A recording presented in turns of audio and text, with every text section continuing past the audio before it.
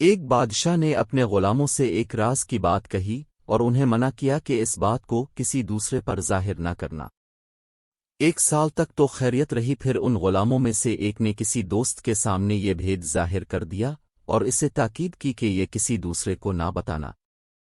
اس کے دوست نے بھی اسی طرح کسی دوسرے کو یہ بات بتا دی۔ آہستہ آہستہ یہ بات ہر طرف پھیل گئی۔ بادشاہ کو علم ہوا تو اس نے غضب ناک ہو کر حکم دیا کہ ان غلاموں کے سر قلم کر دو۔ ان میں سے ایک نے امان چاہی اور عرض کی کہ اے بادشاہ، اپنے غلاموں کو قتل نہ کر کے اس خطا کی ابتدا اب ہی نے کی ہے، اپنے شروع ہی میں چشمے کا منہ کیوں بند نہ کیا؟